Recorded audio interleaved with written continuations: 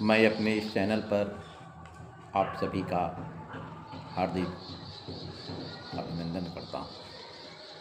आज उच्च सदन के लिए उपसभापति का चुनाव संपन्न हुआ है। उस उपसभापति के चुनाव में बिहार सिताब दियरा के यानी जयप्रकाश नारायण के गांव सिताब दियरा, जहां से जन्मे व्यक्ति श्री हरिवंश नारायण सिंह जी, जिनको तीसरी बार राज्यसभा के सभापति के रूप में चुना गया है। आज मैं उन्हीं के बारे में कुछ बात आप सबों के साथ शेयर करना चाहता हूँ। संपूर्ण क्रांति के नेता, स्वतंत्रता सेनानी, जननायक जयप्रकाश नारायण की भूमि से आने वाले हरिवंश नारायण सिंह जी एक संपादक के रूप में अपना जीवन शुरू करने वाले हुए। बार बार यह बात कहा करते थे कि मेरा सांसद कैसा हो।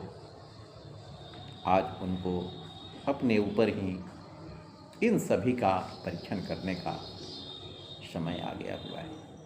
जैसा कि हम सब जानते हैं कि वे कुशल वक्ता हैं।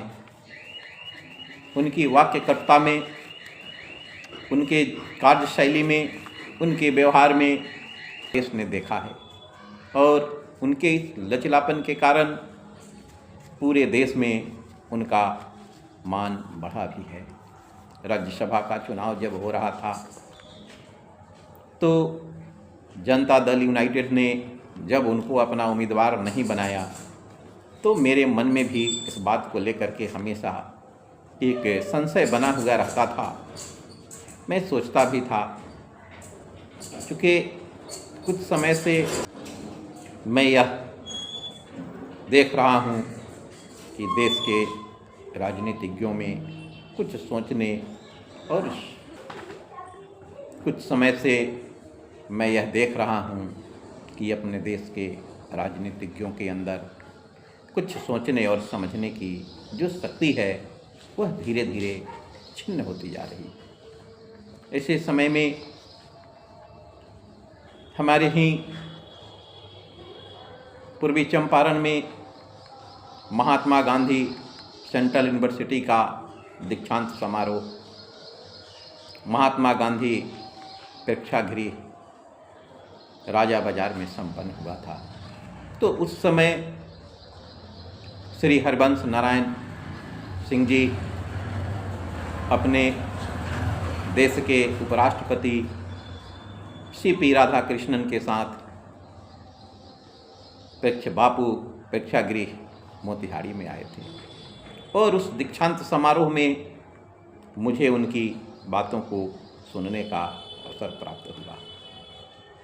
जिस बेबाकी के साथ प्रेक्षागृह में हरिवंश नारायण जी ने अपनी बातों को रखा वह वास्तव में विचारणीय चीज़ था।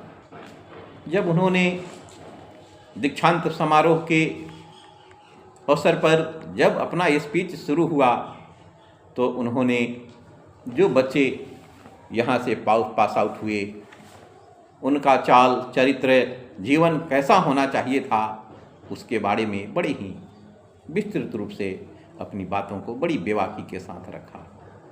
और जिस समय वे अपनी बातों को प्रेक्षागृह में रख रहे थे, पूरा प्रेक्षागृह मौन होकर के बड़ी एकाग्रचित्त के साथ उनकी बातों को सुन रहा था और समझ रहा था कि किस प्रकार के व्यक्तित्व इस व्यक्ति में है। यह बात पूरा का पूरा पूर्वी चंपारण की जनता उनको देखी भी, सुनी भी और समझी भी। मैं उनके बारे में थोड़ी सी चर्चा यह करना चाहूँगा कि वे जहाँ कहीं भी गए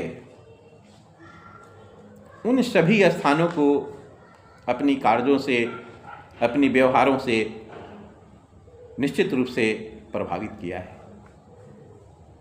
जैसा कि सदन में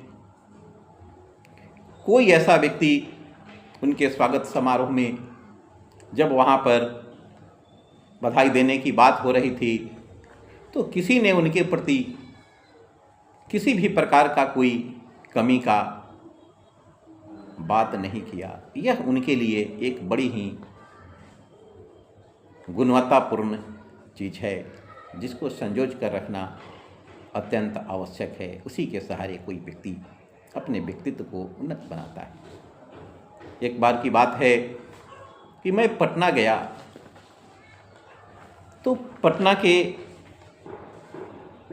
IIT संस्थान है, उस संस्थान में मैंने देखा कि एक बड़ा ही उन्नत किस्म का एक स्टडी सेंटर वहाँ बना हुआ है और उस स्टडी सेंटर के निर्माण में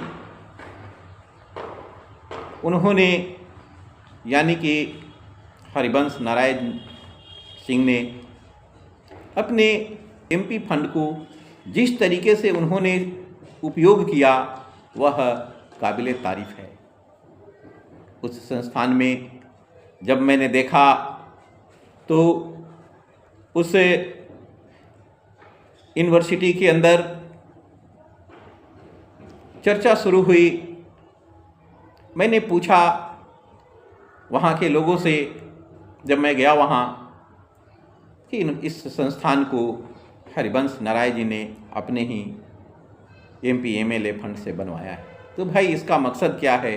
तो उन्होंने इस संस्थान को इसलिए बनाया है कि अपने देश से बहुत से ऐसे भारतीय भाषा है जो भारतीय भाषा विलुप्त होती जा रही है, तो इस विलुप्त होते भारतीय भाषाओं को कैसे जो है सो पुनर्जीवित किया जाए, उसके लिए उन्होंने वह रिसर्च सेंटर के रूप में स्थापित किया है।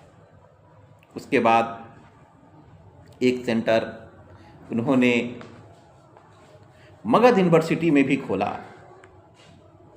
और मगध यूनिवर्सिटी का जो क्षेत्र है वह मगध यूनिवर्सिटी का क्षेत्र बिल्कुल भूकंप प्रोन जोन के अंदर आता है। वहाँ पर भूकंप आने की संभावना अत्यधिक रहती है। तो उन्होंने centre for earthquake engineering research के नाम से उन्होंने वहाँ पर भी एक संस्थान का घोषणा किया और उस संस्थान के लिए भी उन्होंने अथक परिश्रम किया और यह संस्थान भी वहाँ पर विधिवत जो है सो क्या अभी के समय में वहाँ पर चल रहा है। और जैसा कि आप सब जानते हैं जयप्रकाश नारायण जी का गांव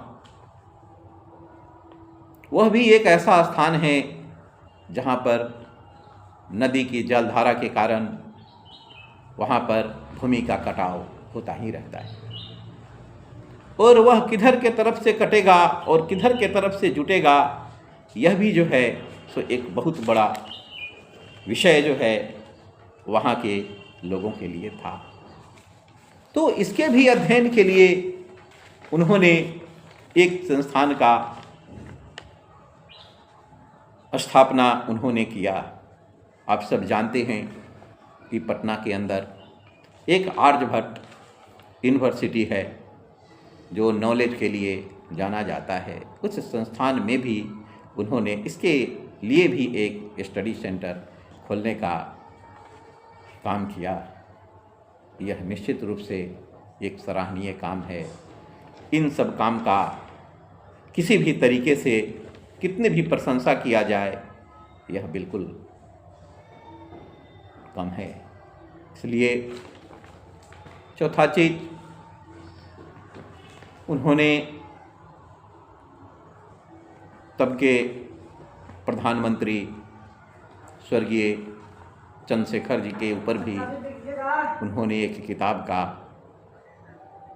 लेखन किया था और वह किताब काफ़ी प्रचारित और आज के इस अवसर पर मैं अपनी ओर से श्री हरिवंश नारायण जी को बधाई देता हूँ कि आपके नेतृत्व में सदन अच्छा से चले और इसमें जो भी कमज़ोर पार्टियां हैं, ऐसे लोग भी हैं जिनको अधिक से अधिक अवसर दे करके उनके बातों को जनता तक पहुंचाने में मदद कीजिए। इन्हीं शब्दों के साथ मैं अपनी बातों को समाप्त करता हूँ।